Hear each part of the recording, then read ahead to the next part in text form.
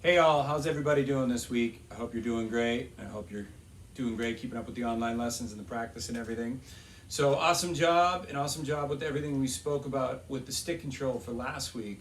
So right now I want to take a minute and talk about the other book that everybody has that yet sometimes we know what to do with it, sometimes we don't, and that's Syncopation. Yes, there's no cover on this one as well. That's how long I've owned this. Most drummers, if they only own two books, it's Stick Control and Syncopation, and with Syncopation, usually no one has a cover on it. So there you go.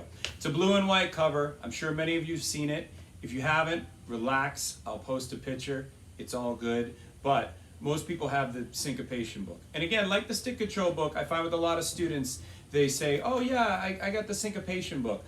But they truly don't really know what to do with it. And I'm speaking now to my elementary all the way up to ninth grade or so, and my beginners in general, okay, beginning to kind of play jazz. So usually when someone says, hey, I want to learn how to play jazz, someone says, yeah, get the Syncopation book. And you get the Syncopation book and you show up and you're like, hey, I've got the Syncopation book, I'm ready to play jazz. And the Syncopation book to me really is there's two parts to the book. There's everything up to page 33 and there's everything after page 33.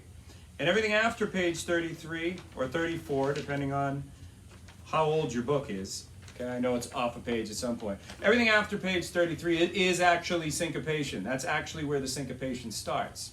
Okay, and that's where most students start. That's where most teachers or band directors tell their students. They say, hey, get the Syncopation book, and you kind of, you start on 33 or 34, and you play the jazz ride pattern in the right hand, quarter notes on the bass drum, 2 and 4 on the hi-hat, and you just start reading the middle line. Okay? And, oh, okay.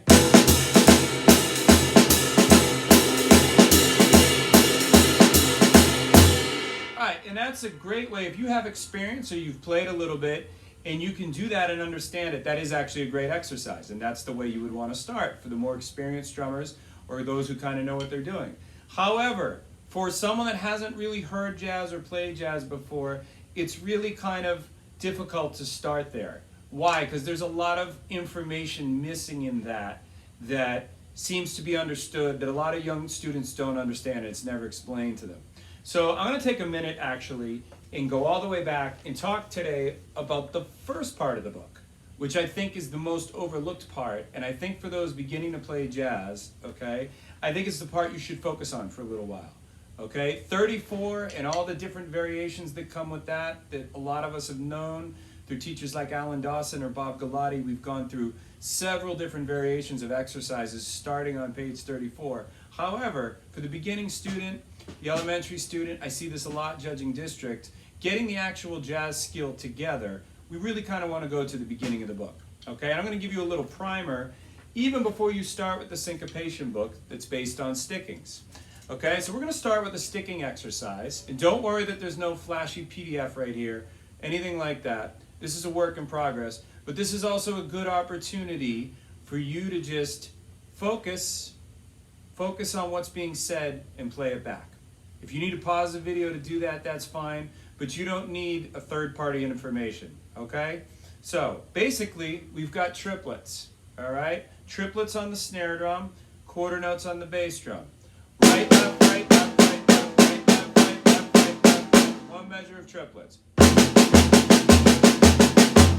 You can count that 1 and 2 and 4, or you can stick with the stickings. Right, left, right, left, right, left, right, left, right, left, right, left, left. Or antelope, antelope, antelope, antelope, stop. As long as we understand that this is a triplet rhythm, there are 3 smaller pulses for every 1 pulse on the bass drum, a ternary beat, 3 of them. Okay? And when we're feeling comfortable with that, with your stickings, okay, and you're putting the stickings here to the pulse down here,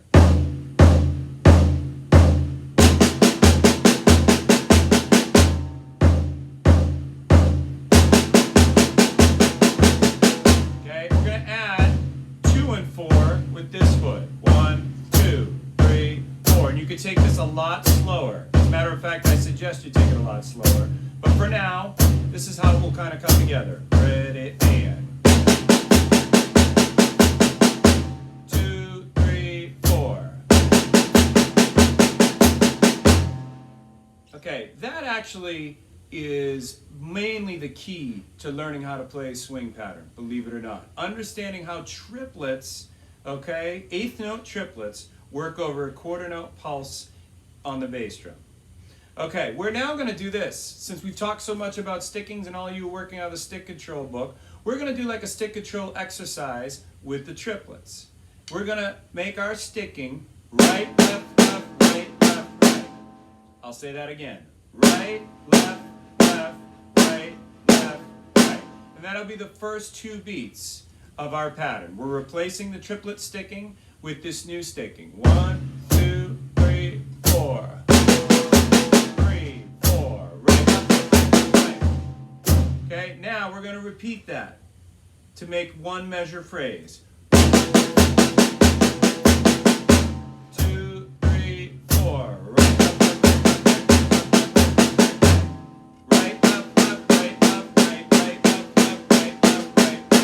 Okay? For those of you who are focused on rudiments, it's a paradiddle diddle starting on beat 2. Okay? So we're going to play that again, maybe a little faster. 1, 2, 3, 4. Okay, we've got triplets with the different sticking over our quarter note pulse on the bass drum. Now, here's what we're going to do. You're going to simply take your right hand, same sticking, same rhythm, and you're going to place it on the ride cymbal. And it's going to sound like this.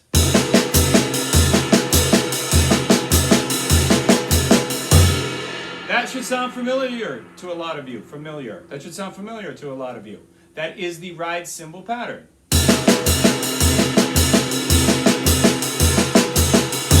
Or the basic ride cymbal pattern in 4/4, because there's many variations on that. That is your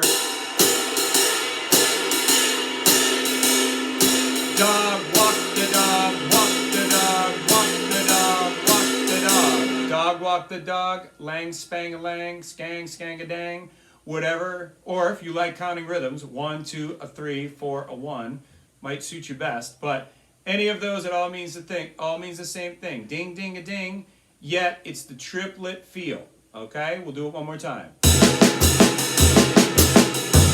Now, here's where we get into the feel of this swing pattern.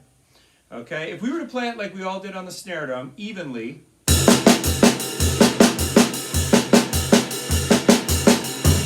it wouldn't sound very good. It would sound kind of stiff. What we want to do is accent now that the cymbal is on, the right hand is on the cymbal, we want to accent 2 and 4.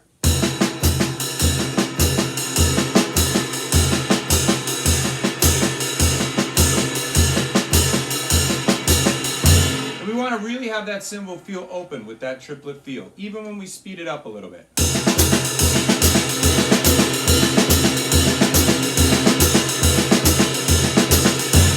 Okay, and also you'll notice my left hand is a lot softer than it was over here with.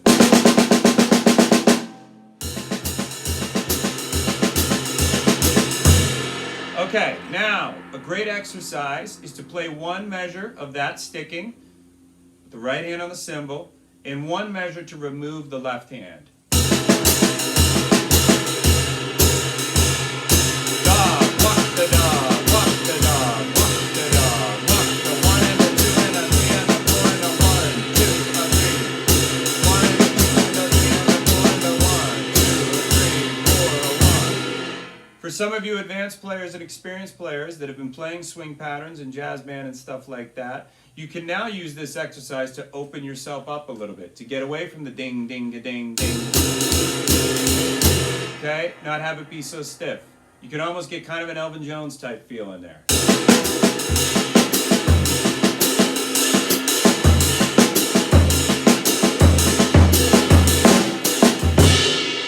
And so on and so forth. But for our purposes now, we've got... And we're going to remove that left hand altogether now.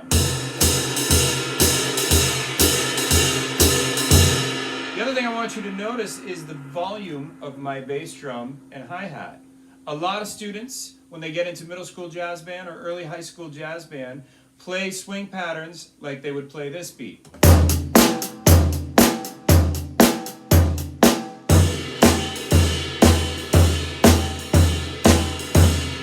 that's okay. Okay, now all you need to do is, if the feel is there and the rhythm's there, we just need to adjust the volume a little bit. Okay? Whereas with the basic rock or funk pattern, that's what we want to hear. Now we need to flip it a little bit to make this voice and this voice where the pocket lies, and the other two fall beneath that, especially the bass drum. Bass drum's going to be the softest thing you play.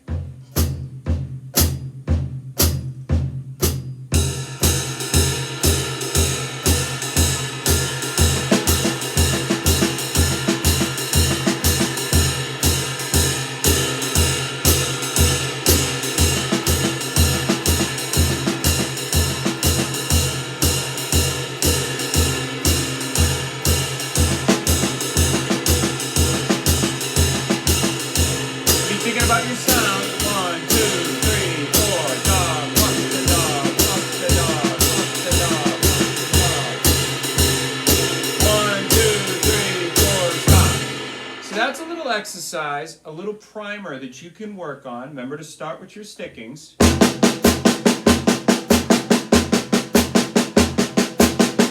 To really get the open, correct cymbal triplet feel. Okay, before we start getting into the syncopation book and starting about the exercise. We're going to do that next week, but for now, just keep practicing that as part of your regular practice. I hope you're doing great out there. Stay healthy, keep busy, and keep practicing. I hope to see you soon.